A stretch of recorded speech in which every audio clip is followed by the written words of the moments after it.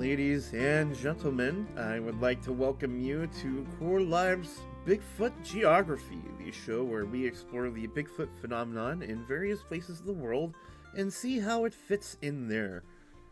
I am one of your hosts, Kazari Iwakura, and with me I have Jaster Lane. Come along with us today as we talk about Bigfoot in Maine. How you doing, Jaster? Doing good, baby. On another wild week. You know what I mean? How about you? I'm doing all right. I'm making things happen. I just went to the glasses store the other day and looked at some frames. So my prescription's going to be coming in about 2 weeks here. And it's going to be really nice. I'll be able to read things that are further than, like, 2 arm lengths away.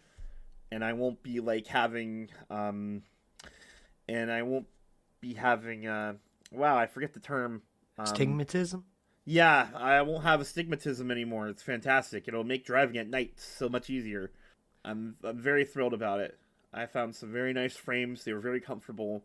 Kind of like a retro cheek, like wireframe I found that I really liked. I kind of had to laugh because, like, you know, you walk into the glasses store and they have these just walls of display of, like, frames and sunglasses and, you know, polarized lens and all that stuff. I go in there, I'm like, hey, I'm paying with Medicaid. And then she refers to the kiosk. It's just one column that's maybe like 10 rows tall, and it just spins around like, that's the one you're picking from. And I'm like, the poor people one, got it. But you know what? It actually made it easier on me because I had a lot less frames to pick from. And after about 3 minutes, I was like, yeah, this one. So I looked rather handsome with it. Have I sent you the picture I snapped when I was trying my frames on? I don't believe so. I don't think I did. Hang on. Let me go and grab it. I can send it to you and drop it in your DMs here really quickly. Well, while we're doing that, let's go ahead and kind of prep everybody up a little bit. So, we got ourselves one of the bigger spots to look for Bigfoot as far as a geographical area, but also one of the more important spots for Bigfoot in the entire search for it, but also the movement behind Bigfoot. And we're talking about the Pine Tree State of Maine. Also, not bad. Not bad at all. Yeah, those are really nice looking frames. But tell us more about why we're looking in Maine today. Because, for lack of a better phrase, man, it's like the most Canadian geographical location America has. Okay? This is very true. Jaster, there's a saying about Maine. Is there? What is it? They say that the rain in Maine falls mostly on the plain. Damn. Okay, you got me with an old one, I guess. That's right, baby. Oof. Keep you on your toes. So we've got plenty of stuff that goes down to Maine. Like, we got, Stephen King. That's a big one. But we've also got another really big person here in the Bigfoot community that basically dedicated his entire later part of his life to the cryptozoology movement. His name's Lauren Coleman.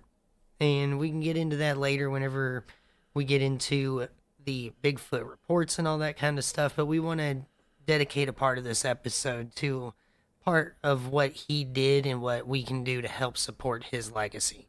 But with that, you want to go ahead and get into the first report, Kaz? We only brought 2 today, but we figured these ones are pretty good. Yeah, we couldn't find any big footage that we really liked. There were a couple that were interesting, but were a bit too questionable, I would say.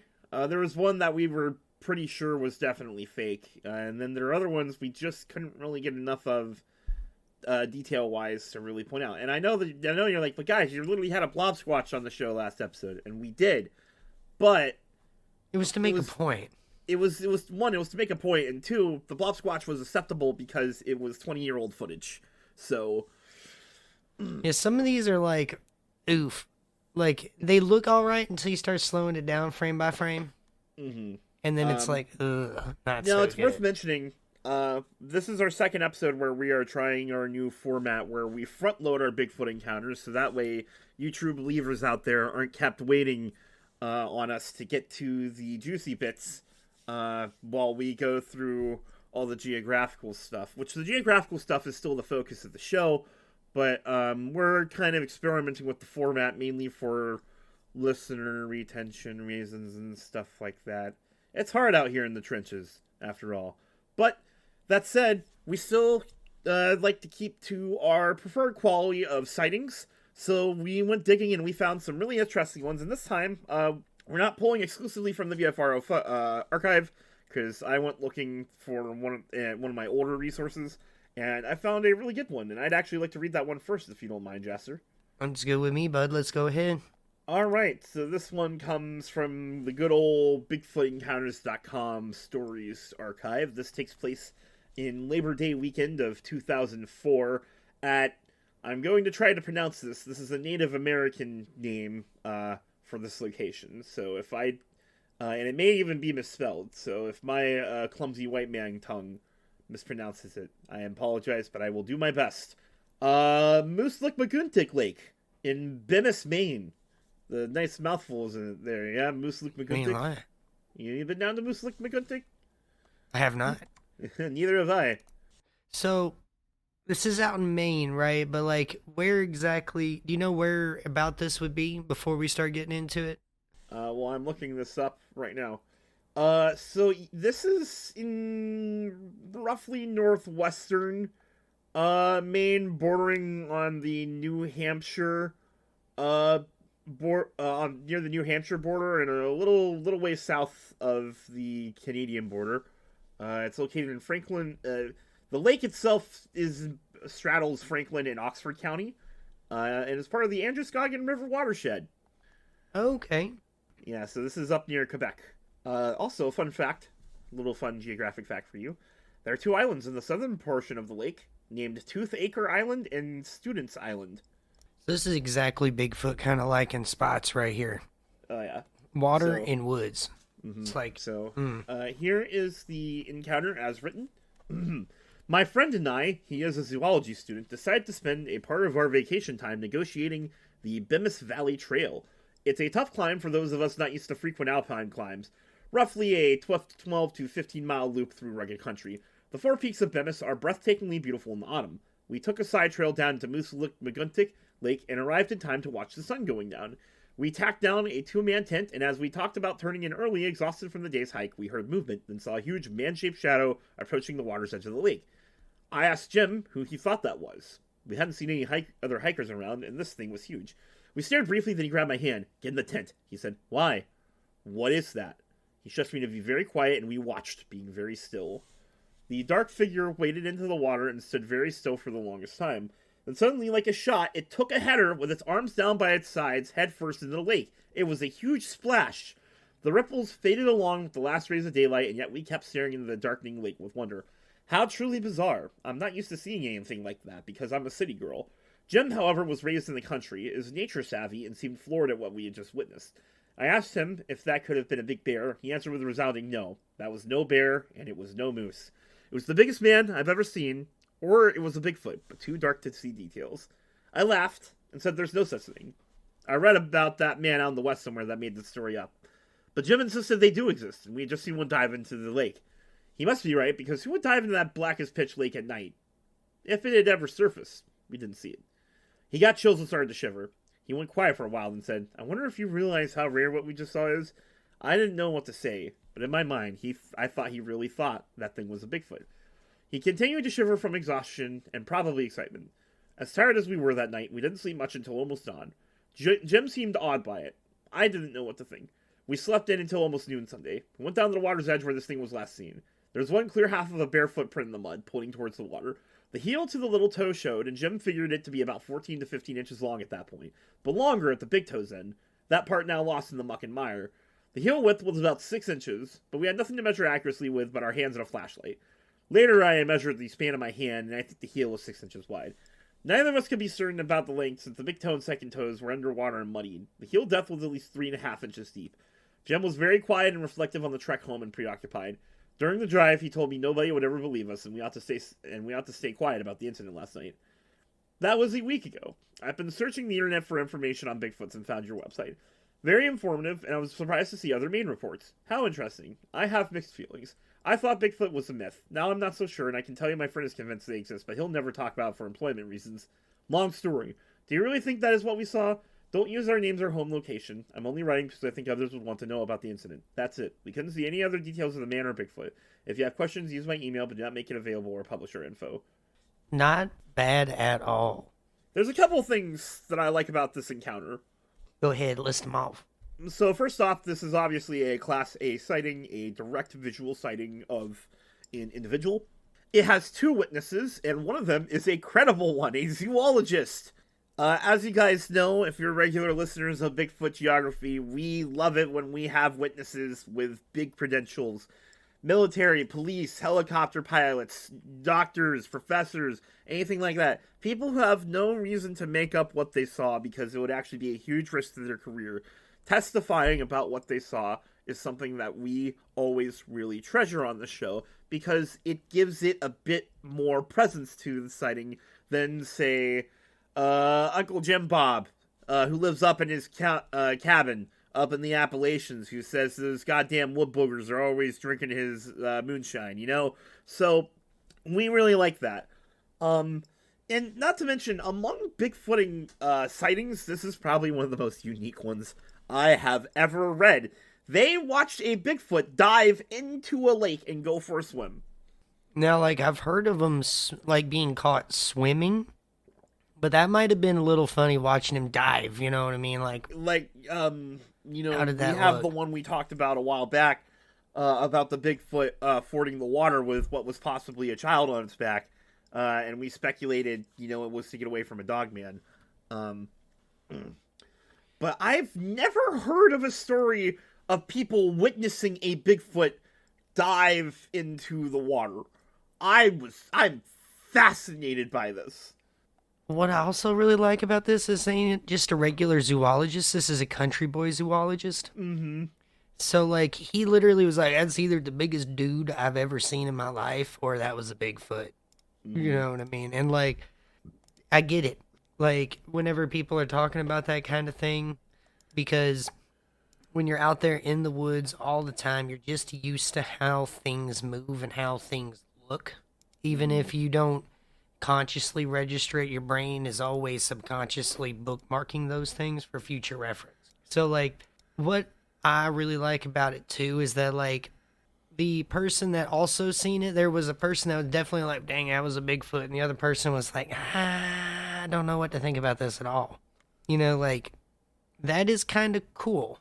Whenever you've got one person that kind of feels one way, another person feels another way, and then because this was logged in 2004, that would be an interesting thing to hear these people's recollection of these events today and see if that changed at all. That would be really cool to kind of listen to. And if anybody ever wants to listen or be on the show interviewing about your encounter or anything, as long as you got something good and you can back it up, you know, we'd love to have you. So if you're on it and you can show us some stuff, you want to talk about it a little bit, we can get you on. We were doing interviews over here at the gaming side, you know, doing developer interviews. I don't see why we couldn't do a little bit of... Dude, if we could get some eyewitness interviewers going, I would be over the moon. I would love to start having people on Bigfoot Geography. That'd be fantastic. Definitely. But yeah, no, the other... and also the fact that the eyewitness requested that the report be anonymous for both of their sakes. She literally mentions that her zoologist friend could not speak about it because of career reasons. He's a zoologist. Yes, this is something we've discussed on the show before. This was back when seeing a Bigfoot and expressing you believed in it still had a stigma associated with it. We're a little spoiled nowadays in that we can talk a little bit more openly about believing in Bigfoot and stuff like that without being considered, you know, conspiracy theory, you know, lunatics who, you know, wear tinfoil on our heads. And this is a very recent development that's only happened within, like, the last decade or so. Probably not even that much. Mm-hmm. It's still viewed as fringe. It's still very much viewed as fringe, but it's socially acceptable fringe, you know? I know it sounds a lot more like, especially park rangers nowadays. I'm hearing a lot more stories about park rangers and the weird stuff that happens in the woods. Even though, like, I don't think they really put their names behind it all the time.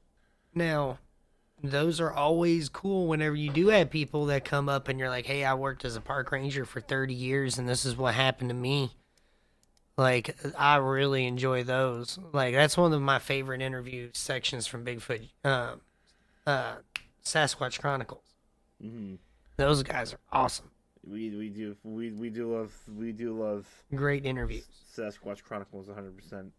Whenever we get into Bigfoot stuff like this, we like to point out the fact that, like, there's always a lot of reports about Bigfoot getting into bodies of water, hanging around bodies of water, which is natural for most any sort of animal, you know? Like, so we're getting into trying to establish a basis for Bigfoot being in the area and having a ton of water and things like that that they can use to either swim through or utilize for food resources. Obviously, drinking water is one of the most important things.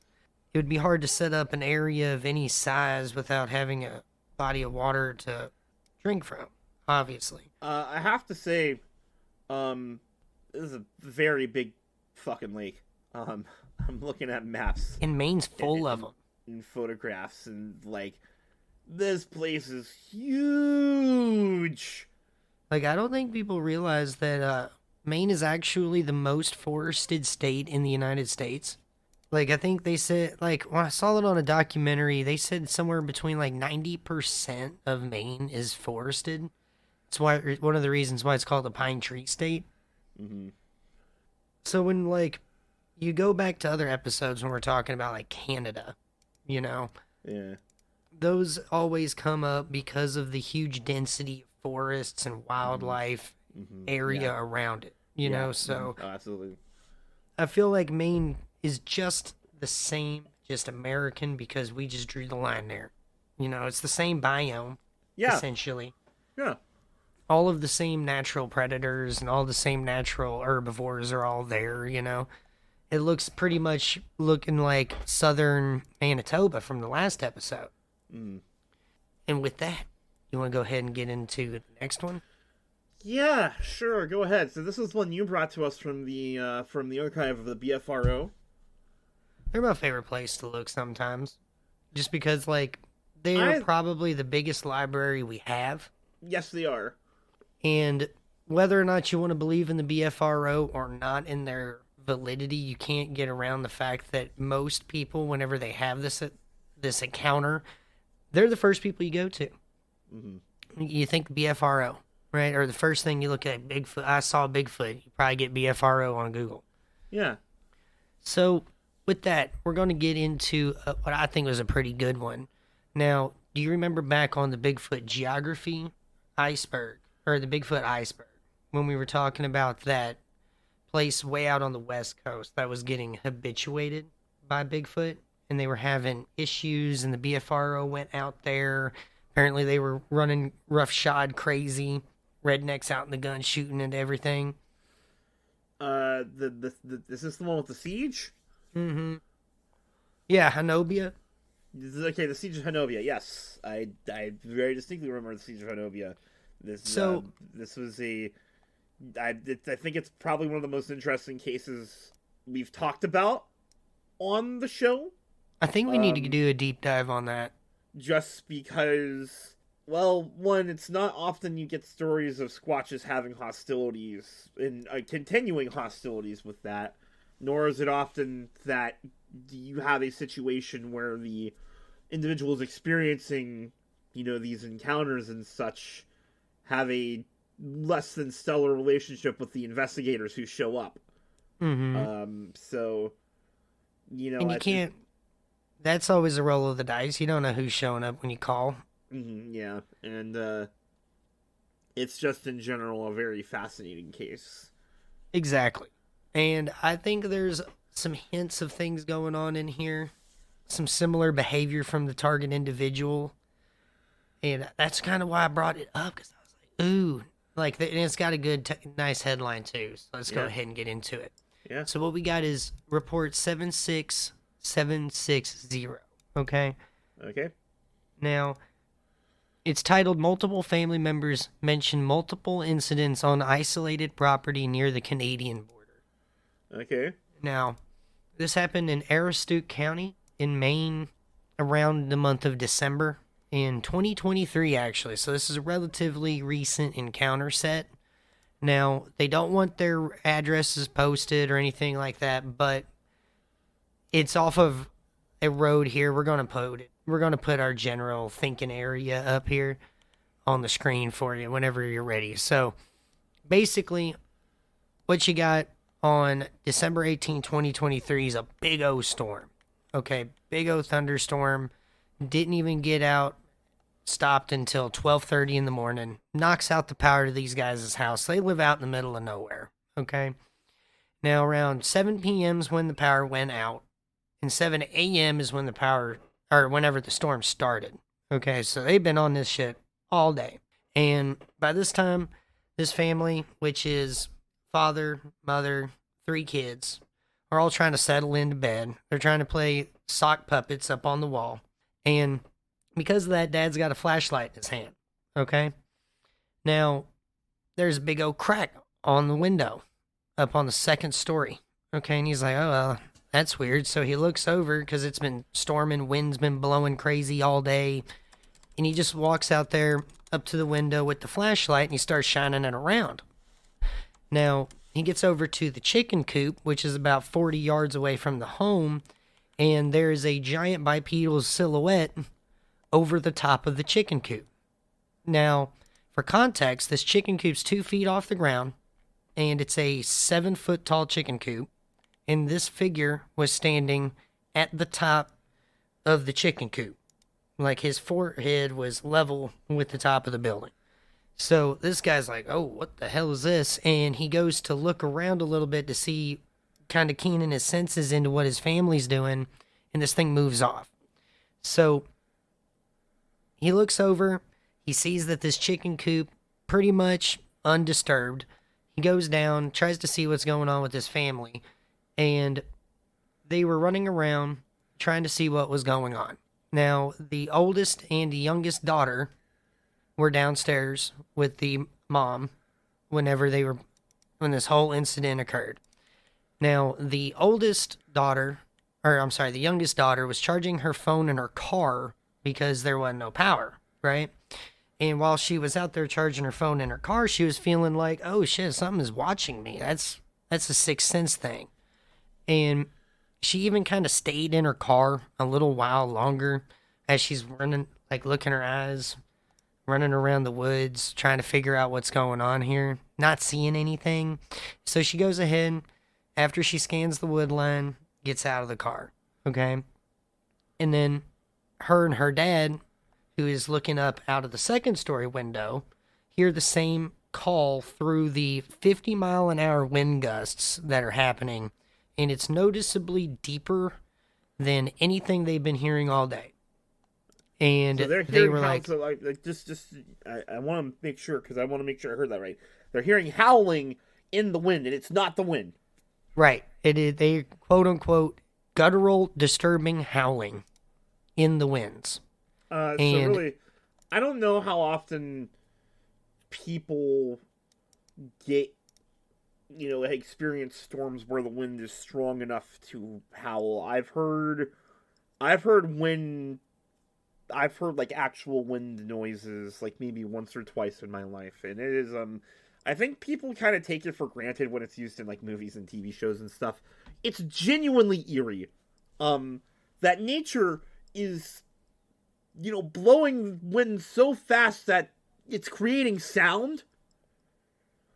Like, you've already got the rustling of the trees, and you've got the storm going on outside, and then you have the wind rushing past your house, and and then over this you hear, I'm just like imagining this, the power's out, you're all huddled inside the house, you got the candles on, everybody has the flashlights, whatever, you're all sitting around waiting for the power to come back on, and then you just hear like this, oh, over the fucking storm. I'd shit my pants. Especially after you saw something 9 foot looming over your chicken coop. Yeah. And then you Exactly. realize your youngest daughter was outside charging her phone in her car when this whole thing happened. Like, I would be shitting my bricks all over everything. They'd be building me a new house. Yeah. Now, what was wild is that after sunrise, okay, the oldest daughter went out to the trash bin, like her morning routine, and next to the chicken coop was this trash bin, not in its normal location, okay? And not only that, because the wind was blowing in one direction, they realized that these trash bins were moved to the opposite side of the property from where the wind was blowing, and both of these large trash bags were completely missing, and there was a trail of trash leading into the woods. Now, they even kind of pointed out something I want to kind of bring out here. Like, whenever you got raccoons or you got possums, you got something scavenging through your trash whenever you live out in the woods, like, they just tear that crap up. Yeah. Or they just get into the trash can, go hog wild, and you got to get them out, which is always fun. Now, what a lot of critters don't do is pick up the damn trash can, drag it halfway across your property, and then get the trash bag out and then carry it away. That's not normal animal behavior. Now, could be crackhead behavior, not sure. Now, when you pair it with these guttural howlings that they're hearing out in the woods that don't sound anything like they've ever heard before, that kind of throws a little wrench into the whole meth head argument. Now, the other thing about this is that there was one of 3 dogs on the property that actually reacted to the situation because it was in the house on the bottom floor with the rest of the family, and this dog was shook. It was not liking anything it was hearing, and this was a Doberman. And for anybody that knows, like, Dobermans, like my mom used to raise them, they're not meek dogs. No, they are not. They're bred for guarding and or police work and or guard dog duty. Okay, they're meant to be problems. And I mean, if you've got a Doberman, a lot of people can all agree that they can be sweet dogs to their owners, at least. I know my mom always said they were very picky with their people. I don't know how well that translates to nowadays, but for a Doberman to be shitting its pants in the middle of being in guard dog protective duty around its family, that's a little weird too. Now, like bears and stuff like that, I've heard of dogs getting a mixed reaction with bears. Either they're ride or die, or they're not about this shit at all. That's a bear. Like, let's get the hell out of here. So, the part about this that I thought was really neat was that this happened in a really big storm, right? That's not the first time I've heard that. Actually, Bob Gimlin's got one that happened out on the West Coast.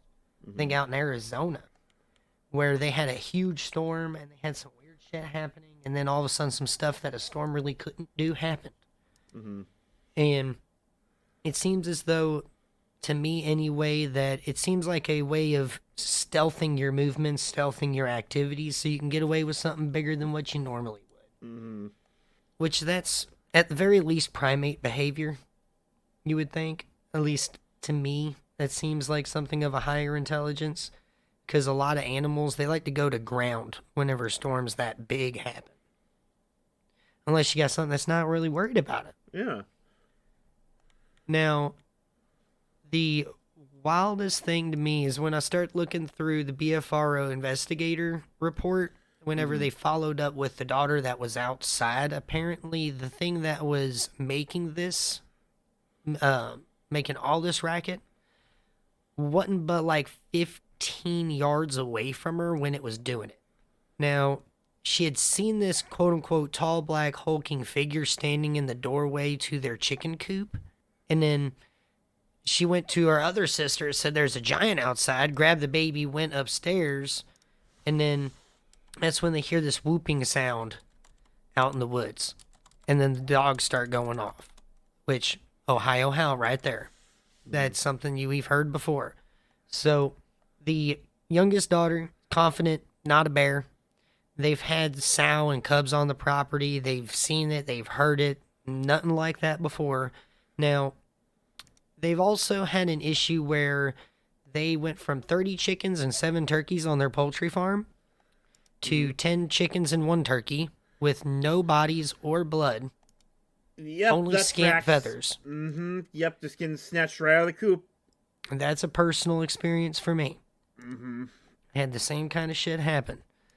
Now, it seems as though there were a place that they were throwing dinner scraps out onto the grass for cats and crows, which is a pretty common occurrence with old school folk out in the woods. Like, that's something my parents do and everything.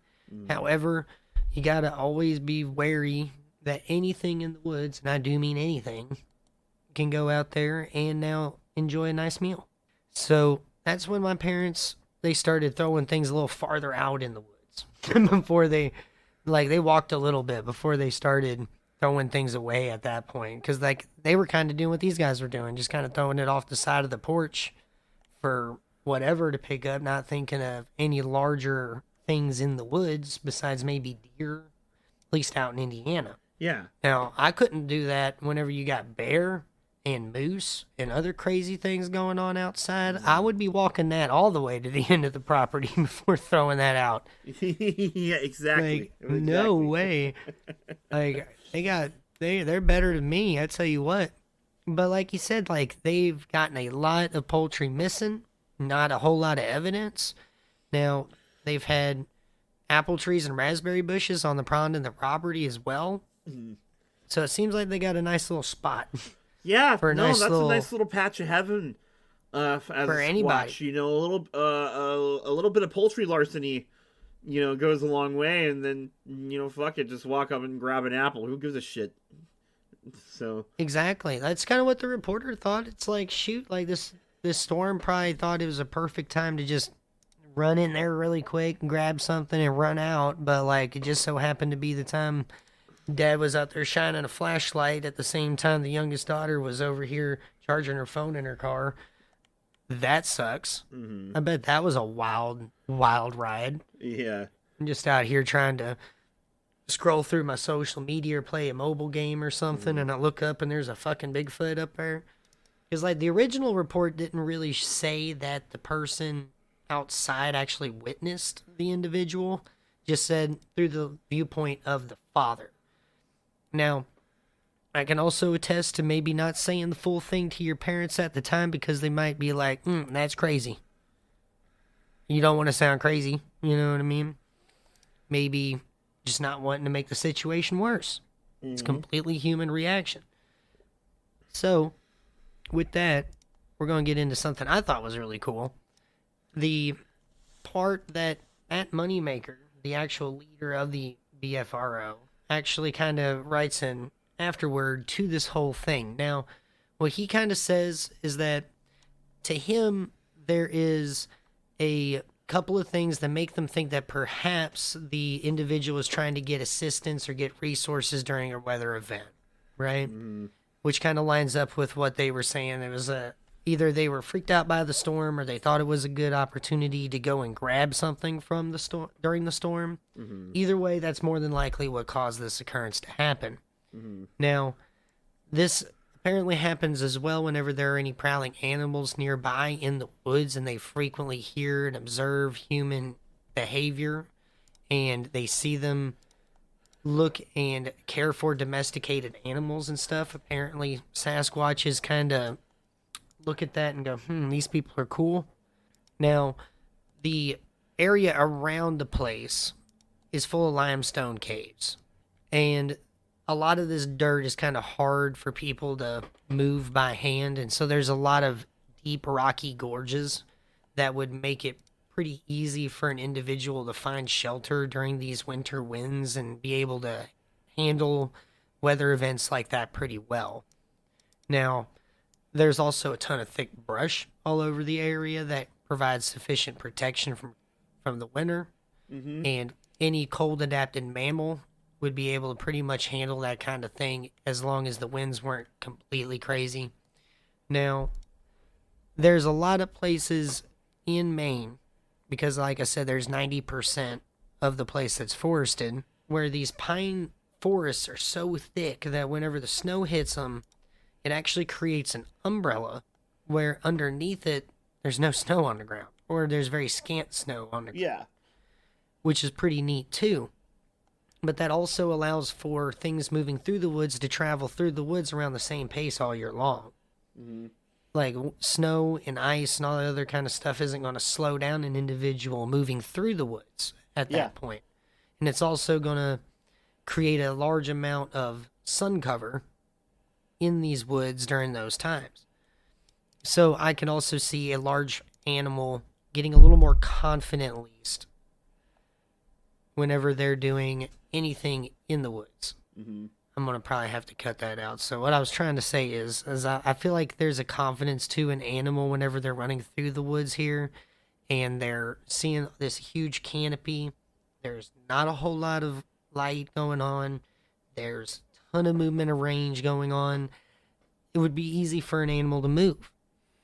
Now, this guy also says, Matt Moneymaker anyway, that the Sasquatch probably taken chickens and turkeys from the family's coop over time, and the poultry would have been a fallback source of food if high-calorie food was needed desperately, like wouldn't be able to hunt something bigger. Yeah, I'd imagine. Let's look at this from a realistic angle. Let's step away from Sasquatch for a moment. You are a predator. You rely on hunting for your food. So you're a wolf. You're a bird of prey or something like that. There's a big fucking storm happening. You know where all of your prey is going to be? In shelter, away from you.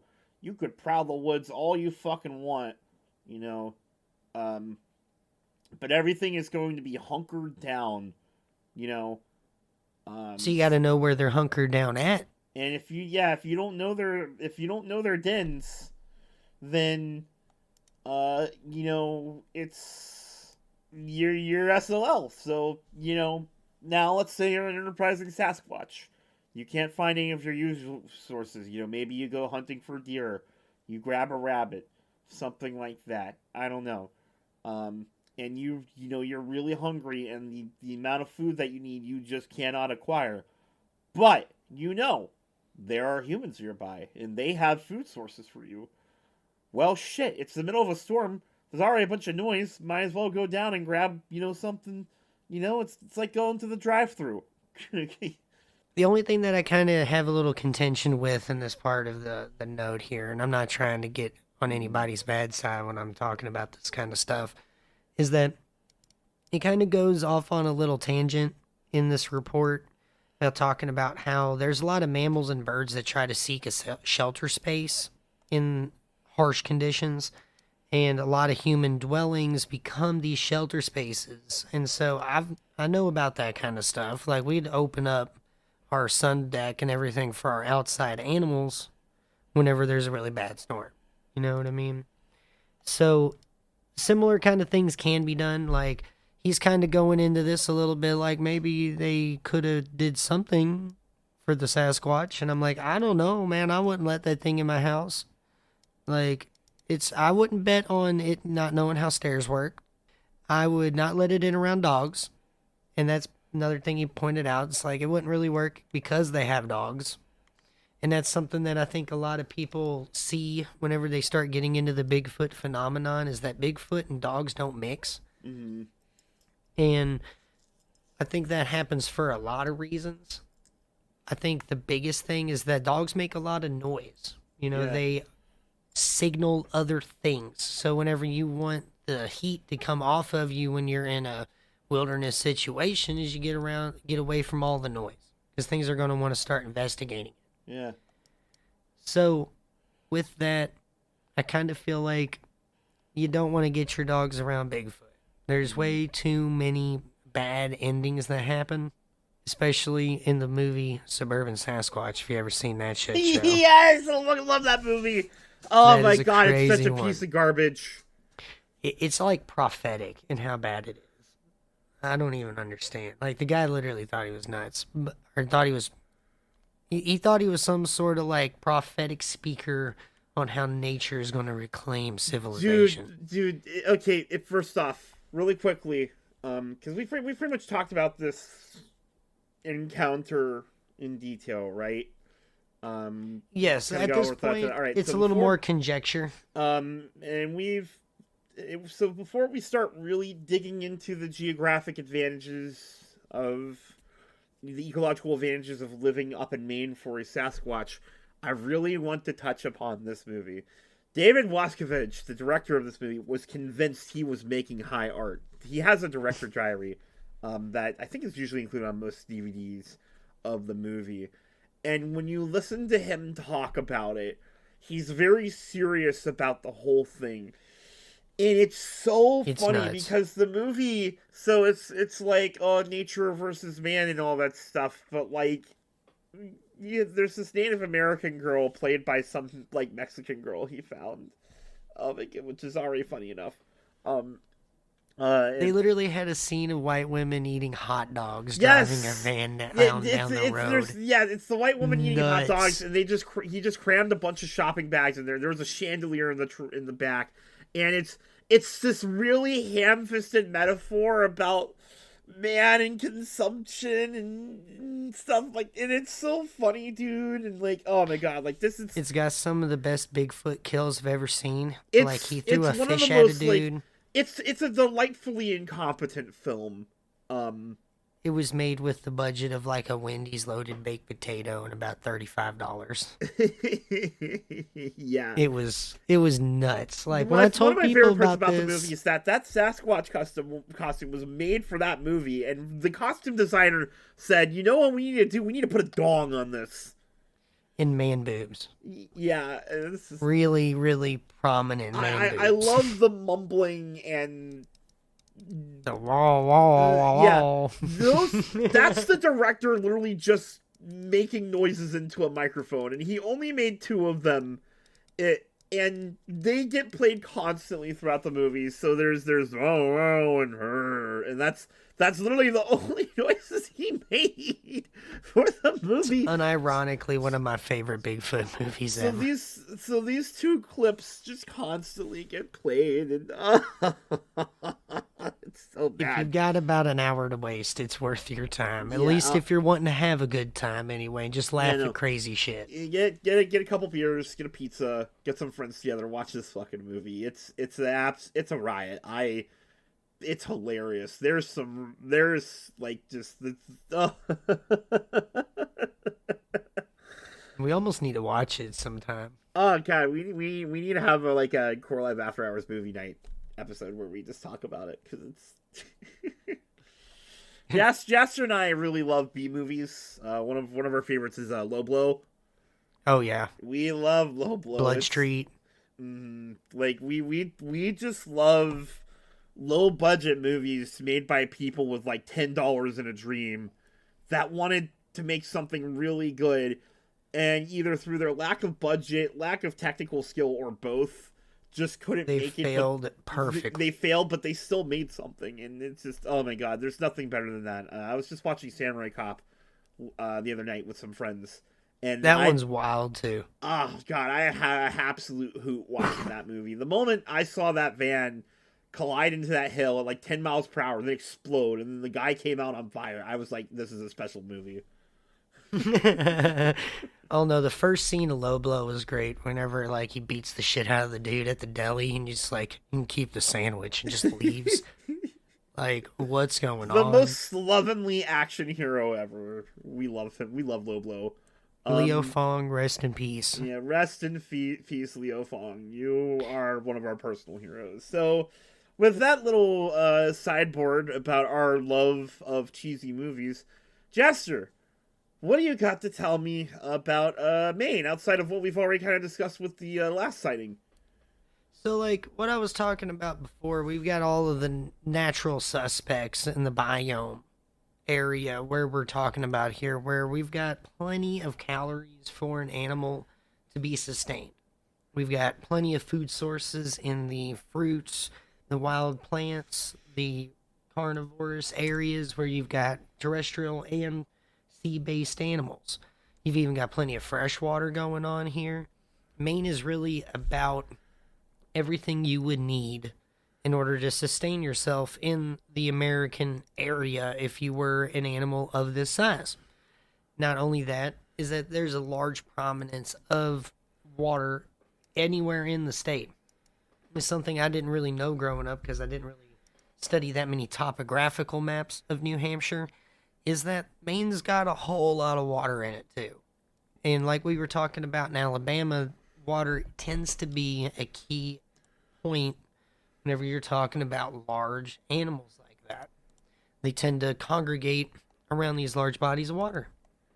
Now, the other part about it that I feel that we need to talk about at some point on a separate episode is that Maine doesn't have the most amount of people in it compared to other parts of New England. So, whenever you start looking into Bigfoot, you almost kind of need to start looking into places that aren't as populated, because things that happen that are weird and strange out in the woods tend to happen where people don't always go. Now, if that's a psychological effect or is that something that people actually experience, that's something that we've been trying to pierce the topic about a little bit. But we've got these kind of reports everywhere, like we've said 100 times before. And it's one of these places that just ticks all the boxes. Yeah. It's right next to New Brunswick, Nova Scotia, just south of Quebec. So we've got all of the area that you would like as far as rural habitat, perfect climate, because it's just latitudinally, or is it longitudinally? I can't remember. Which one's the horizontal? Horizontal, if we're talking vertical is y coordinates, horizontal is x coordinates. No, I understand. Latitude is the horizontal and longitude is the vertical. Okay, so I got it right. Yeah. Latitude, you're on the same ish latitude line as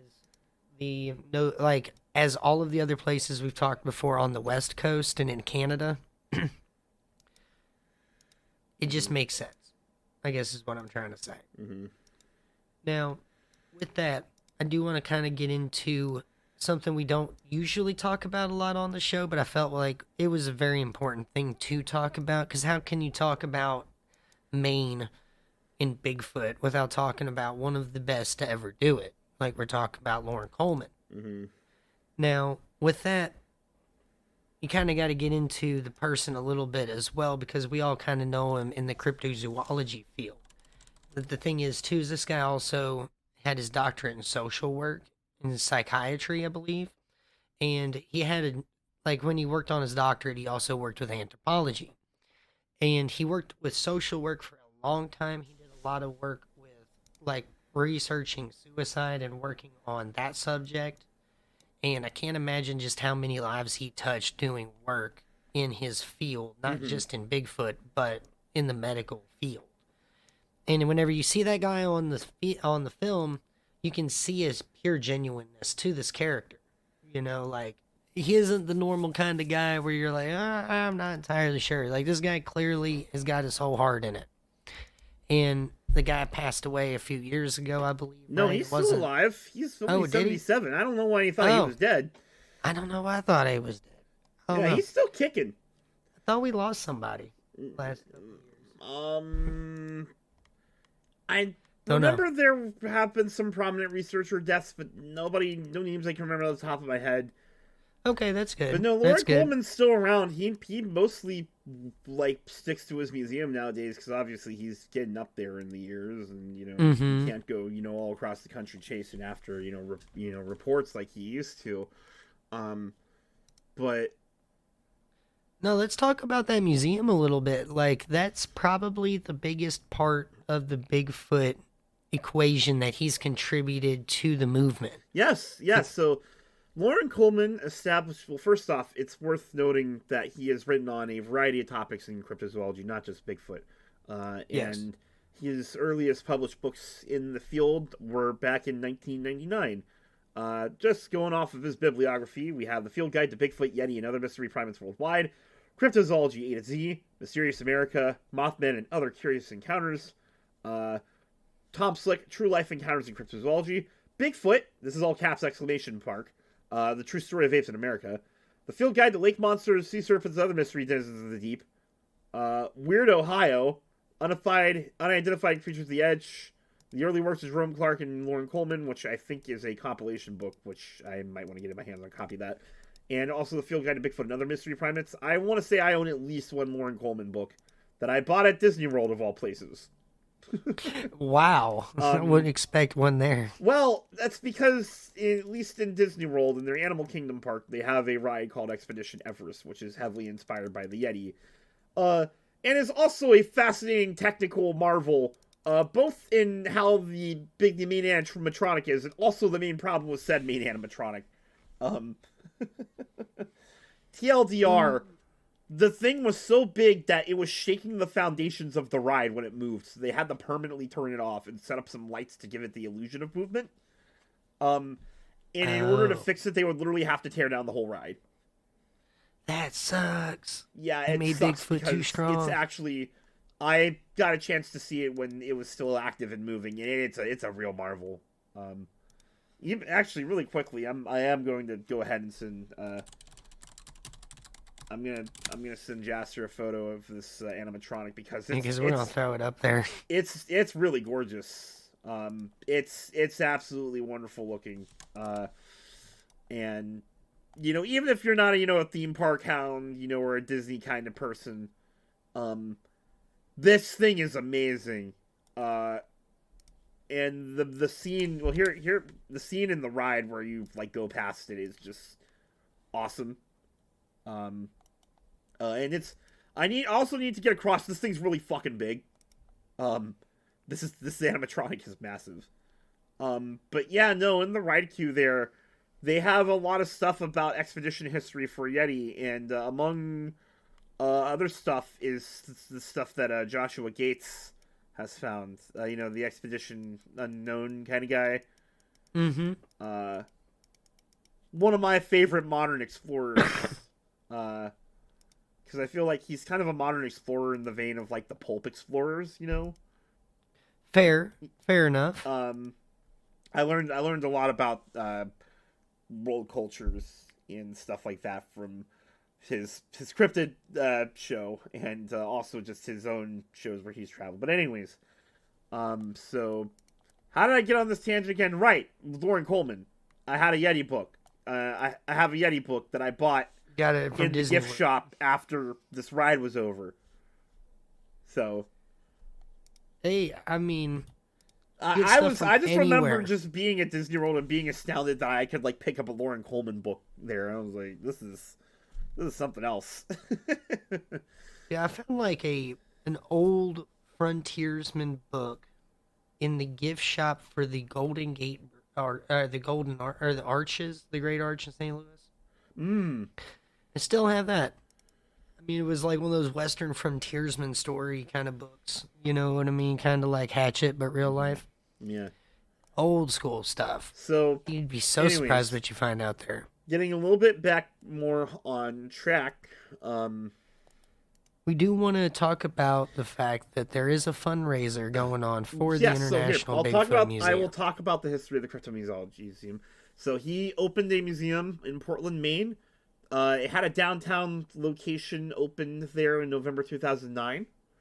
And then it moved to a much larger space in 2011, then moved again in 2016, which is its current point. They're planning to move out of there very soon. There actually is a fundraiser for helping with that, which we will include a link to in the description.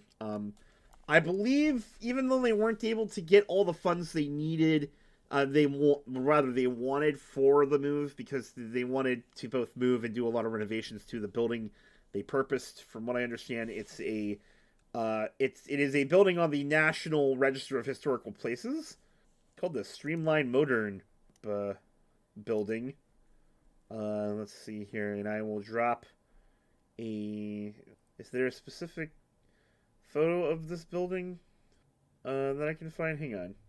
Yeah, we can throw that in later. Streamline, because it's just they called the building the same as the style of architecture. Which, by the way, I'm a big fan of Streamline Modern. Streamline Modern, like many forms of architecture, you wouldn't know it by name, but if somebody showed you a couple examples of it, you'd be like, "Oh yeah, I know what you're talking about." It was art. It was a style of international style of Art Deco that emerged in the 30s and kind of peaked in the 50s. Oh, okay. Because like you were, by the way it was called, I almost thought you were going to show me some like modern architecture of like how McDonald's are currently looking. You know what I No, no, mean? no, no, no, no. This is no, no, no, no, no, no, no, no, no, no. Streamlined modern architecture. Here, let me just like toss some examples in your DMs here. Here you go. Oh, yeah, I do like that. Yeah, It's no, like it's Fallout diners. yeah, no. Fallout uses a lot of streamlined modern in its visual design. But apparently there's a building in Portland. That has that kind of style, and they're trying to move the museum there. Mm-hmm. And they wanted to move it in it's in Bangor, Maine. Oh, okay. Well, so let me see if I can let's see here. Because it looks like they managed to get enough funds from private donations sometime early last year, and they're going to get the moving process started sometime later this year, from what I understand. I gotcha. Just give me 1 second, okay? I can't find photos of the location they're moving to, but it seems like so here we go. Nope, I've got a picture of it right here. Here we go. And you know it's the one because they put the sign up outside it. But yes, no, I actually found a photo of the building they're trying to move into. This is a photo from March 2024. I don't know if they started on any renovations or anything like that. That would be a really nice looking front. You know, I like that 45 with that nice rotating, like, I don't know, like square panel glass. I mean, it's a more compact version than the stuff you've seen like with that, but that just seems like a pretty common part of the architecture is how they're doing the windows. Mm-hmm. Yeah. I like it though. Yeah, no, so it's on my list of places I want to visit eventually. Because from what I remember, they have a collection of like 20,000 or so different artifacts. Because so here's the thing. So even if you don't necessarily believe in cryptozoology or Bigfoot or whatever, it at least is an interesting field because it preserves a lot of folklore and modern mythology. Right. And that kind of thing is important for a lot of reasons. And so having a museum dedicated to the subject, goes a long way. So we wish Lauren Coleman and his team the best of luck with getting this building renovated and protected. It's already protected as a historic building, but getting this place renovated and up to snuff and not falling apart and all that good stuff. Right. So definitely looks like a fixer-upper. Yeah, it's not in the best of conditions here in this photograph for sure. So I'll throw it up there so everybody can see it. I don't know. Maybe this will be a road trip me and Jaster do at some point, considering we're already planning on I don't think we've mentioned it on the show yet, but we're going to... No, it's a perfect time to, actually, if you want to do it right now. We're going to a Bigfoot festival here in, like a month, I think? Yep. We are going at the end of May. They've got the Red River Gorge Bigfoot Expo, where we're going to be able to see two really big people in the Bigfoot world. We got Jeff Meldrum and Cliff Barackman coming down. I am very excited to go see Dr. Meldrum. Me too. Both of them. We've gushed about Dr. Cool. Jeff Meldrum plenty of times on the show before. I will say the things that I've seen a lot, like in the last couple of days, really kind of impressed me too, because it turns out these two individuals also have a show on the History Channel called The Proof Is Out There. And it's pretty good. I like it a lot. Like there's a more restrained approach to looking at everything. You'd say it's a more clinical look at the subject? Uh-huh. And most everybody that goes on there is some sort of biologist or some sort of scientific member in some way, shape, or form. Which I think is really cool. And there's a lot going on with it that I think a lot of people would enjoy seeing. Especially whenever you've got two people that are one person that is very respected, not only in active field of cryptozoology, but also in primates. And then you've got somebody that is very, very, very passionate about cryptozoology leading a team. Mm-hmm. It's a really cool dynamic they got going on here. So if anybody wants to look at that stuff, I'd look at that too. That's a really cool show.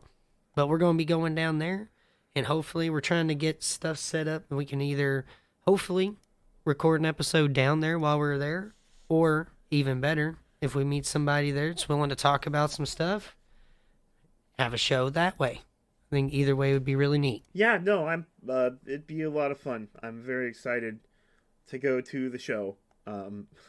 It's gonna be a great weekend. It's also gonna be the first time me and Jaster ever meet in person. Right? It's gonna be nuts. And it's gonna big ups for us over at Core Life. So we're really thrilled about it. I think we kind of decided to do it on a lark, and then we got really serious about it afterward. And I've always wanted to go to a Bigfoot conference. They happen all the time in my state, and I don't go to them because I always find out about them after the fact. No, and then somebody that I worked with was like, hey, they're throwing one. And I was like, what?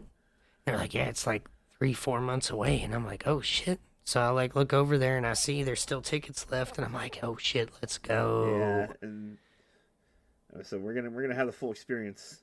One way or another. Yeah, exactly. I think it's definitely gonna be interesting because this will also be the first time I've ever been to a gathering of other squatchers and cryptozoologists. Me too. So it'd be really interesting to I've met other squatchers or cryptozoologists at conventions who had a table there and we talked shop, or something like that. But it would be interesting to actually be among our people and be able to discuss, things more in depth and get outside of our, our little circle we have here. And so, yeah, I'm very excited about it. Absolutely. And with that announcement, I believe that's going to be it for this episode. Don't you agree, Jaster? Yeah, I think it about wraps it up. Everything we wanted to get going on here. So with that, guys, thank you for tuning in to this episode of Bigfoot Geography. And if you like what you hear, like, comment, subscribe, all that good stuff. We'd appreciate anything y'all would be willing to give to us. And like I said, we'll have that fundraiser description down below for you. Or fundraiser link in the description down below. If I could talk today, that'd be perfect. Yeah. But with that, guys, thank y'all for watching. And see y'all next time. Bye-bye. Bye.